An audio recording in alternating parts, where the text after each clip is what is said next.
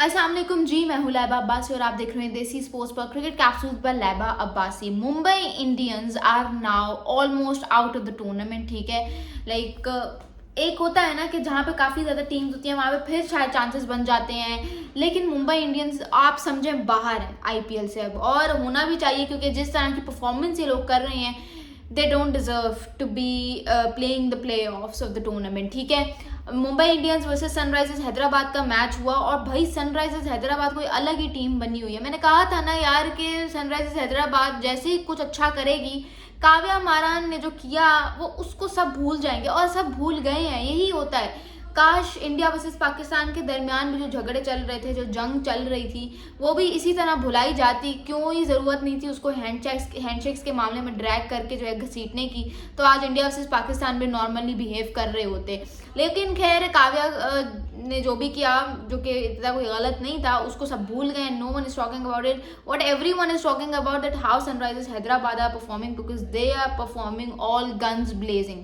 They're chasing the targets like 229, they're chasing the targets like 250 like a piece of cake. आज भी 18 overs में game निपटा दिया, हालांकि मुंबई इंडियंस ने अच्छा टारगेट पोस्ट किया था। आप खुद सोचो, एक ऐसी टीम जिसमें Abhishek Sharma, Travis Head, Heinrich Klaasen, Ishan Kishan जैसे बैटर्स हैं, वहाँ पे क्या ये टारगेट कोई ऐसा टारगेट होगा जिसके ऊपर सोचा जाए? ट्रेंट बोल्ट, जसप्रीत बुमराह, अल्लाह मोहम्मद गजनफर, हर किसी को जो है वो चार्ज किया गया और रिजल्ट्स आपके सामने के target was chase like a piece of cake. Ishan Kishan duck पे आउट हो गए, लेकिन ओवरऑल एक अच्छा बैलेंस बना हुआ है जिसकी वजह से टीम एक विनिंग कॉम्बिनेशन में चल रही है। उसके अलावा if you talk about the Pakistan super league match, तो उसमें एलिमिनेटर 1 था between Hyderabad Kingsmen and Multan Sultan, and obviously everyone was like Multan Sultan is going to pull it off, but guess what, Hyderabad Kingsmen won this. Yes, I've heard me right, they are the most entertaining team of this tournament so far. They lost 4 consecutive matches when they were entered to Pakistan Super League, and then everyone was writing them off, everyone was comparing them with the Pindies, the other new league. लेकिन भाई हैदराबाद ने बताया कि भाई आपका भाई कुछ करेगा, जो इनके ओनर ने कहा था आपका भाई कुछ करेगा, और भाई ने कुछ करके दिखाया है। 4 भी लगातार मैचेस जीते, और जब सब ने कहा कि they are getting into the playoffs of the tournament, so they lost very very badly against Islamabad United. They got all out, they got bundled out for scoring only 80 runs, और वो यूं चेज हो गया, जिसके बाद सब ने कहा कि Hyderabad Kingsmen are out of the tournament, Lahore Qalandars will qualify. But guess what, जब हमें ज़रूरत थी हैदराबाद किंग्समैन की तरफ से एक मुआजिज़े की, तो उन्होंने वो मुआजिज़ा करके दिखाया जिसकी किसी को भी उम्मीद नहीं थी हैदराबाद से। टू बी वेरी ऑनेस्ट, मुझे भी उम्मीद नहीं थी, बिकॉज बैटिंग परफॉर्म करके नहीं दे रही थी। बट गेस व्हाट, पिंडीज को 108 रन से हरा के they qualified into the playoffs, kicking out the defending champions Lahore Qalandars out of the tournament, obviously out of Pakistan Super League season 11. And then guess what, कि जब आज इनका जो है वो एलिमिनेटर खेला जा रहा था मुल्तान सुल्तान के साथ, so the way the bowling stood tall, that was something you need to talk about. Whether you talk about it in terms of Mohammad Ali या आकिफ जावेद या even Saim Ayuki वो wicket, everything was important, everything mattered till the last ball. मतलब पहले 10 overs में जिस तरह से मानस अबूशैंग ने 5 बॉलर्स को इंट्रोड्यूस करवाया, और वो चीज़ फ्रूटफुल भी साबित हुई, बिकॉज 52 पे 5 विकेट्स गिर गई थी मुल्तान सुल्तान की, और लग ऐसे रहा था कि शायद 100 भी मुश्किल से क्रॉस कर पाएँ। बट शान मसूद आते हैं और 69 रन की शानदार बारी खेलते हैं, और वहाँ पे उनकी बदौलत टारगेट कुछ 160 तक जाके पहुँचता है। लेकिन क्योंकि जो लाहौर है उधर चेजेबल कंडीशंस होती हैं, फेवरेट कंडीशंस होती हैं, तो वहाँ पे वो टारगेट चेज होना ही था।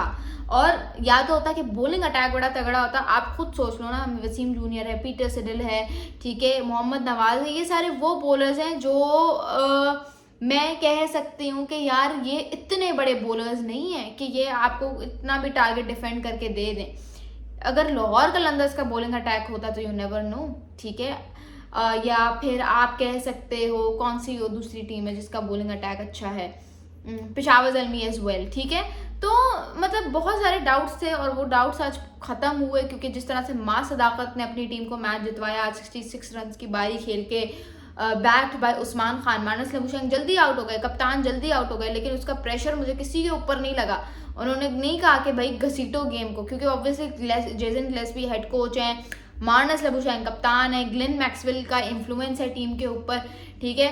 तो इतना जब ऑस्ट्रेलियन माइंडसेट क्रीम की तरह भरा हुआ होता है ना पूरी टीम के ऊपर, so it is the responsibility of young players of the entire team to sort of inculcate that Australian experience within themselves और फिर उसको execute करवाएं ऑन फील्ड, उसको जो है वो इम्प्लीमेंट करवाएं, जो कि वो करवा रहे हैं। 160 के टारगेट को घसीटा नहीं और उसको मतलब फॉरन चेस कर लिया, जिसका रिजल्ट आपके सामने है कि अब they will be playing the eliminated 2 against Islamabad United on Friday and I hope कि हैदराबाद किंग्समैन ही ये जीते और पेशावर ज़ल्मी के साथ फाइनल में जाए, क्योंकि भाई कमाल की परफॉर्मेंस दे रहे हैं हैदराबाद किंग्समैन, और जितना पेशावर ज़ल्मी डिजर्व करता है उतना ही हैदराबाद किंग्समैन डिजर्व करता है। पेशावर ज़ल्मी तो शुरू दिन से अच्छा परफॉर्म कर रहा है, लेकिन हैदराबाद किंग्समैन ने कम बैक किया है, और जो टीम कम बैक करती है ना वो मेरे ख्याल से सबसे बेस्ट होती है, जो टीम कम बैक करके अच्छा परफॉर्म करना शुरू करती है। तो you don't have to right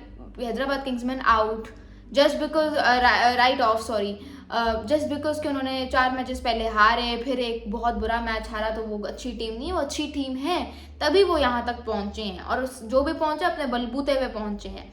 What do you guys have to say? Do let me know in the comments below. Thank you so much. This is Laiba Abbasi signing off.